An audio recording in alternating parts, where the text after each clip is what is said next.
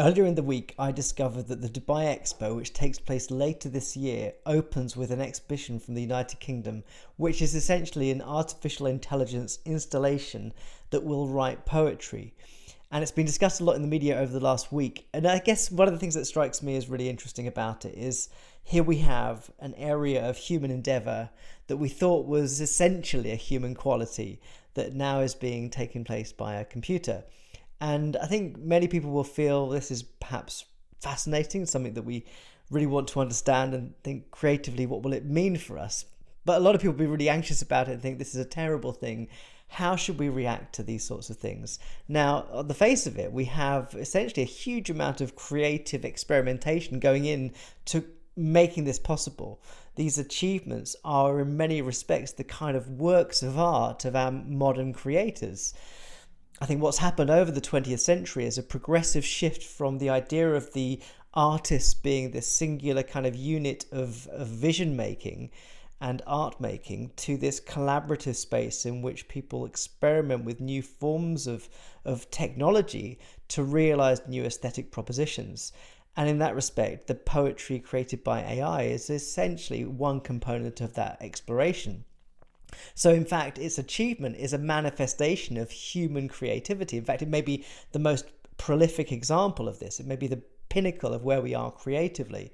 The point is that much of the art that we have enjoyed over the years, and indeed the poetry that we've enjoyed, is in fact also something that evolves. It's not something that's fixed in time. That doesn't mean that poetry from 100 years ago or older isn't valuable anymore. It's that we have different ways of creating poetry. We have different ways of creating art, and art is constantly moving. So I think in that sense, we have to celebrate this achievement, but also be mindful of the fact that it doesn't mean that we neglect the poetry written by humans. Now, you might argue that in a world of competing attentions, we will inevitably end up in a situation where people will gravitate towards, or at least be incapable of distinguishing between really the poetry created by humans and the poetry created by machines.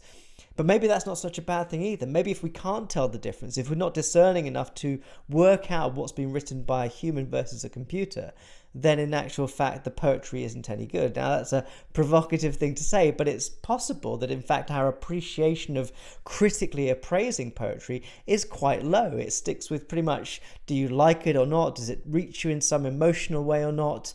And that's often an incredibly personal journey. But the point is that we can either look at this and say, well, it's awful, it's a travesty, it's a complete corruption of what humanity should be doing with technology, or we can look at it and say, well, it's adding another component to our creative potential. And it may be that where it is right now isn't the best kind of poetry, but it still might be better than a lot of the noise that's out there distracting us from words, from ideas, from concepts that in fact can allow us to reach higher levels of understanding about our world.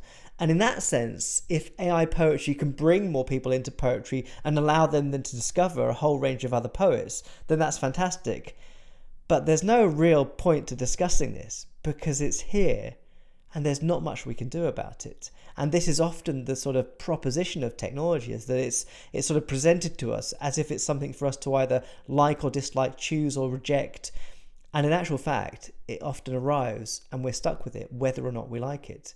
And I think AI poetry will be like that. But actually, it may not be just poetry that we're stuck with. It may be a whole era of AI-generated ideas that in fact were inaccessible by the human mind.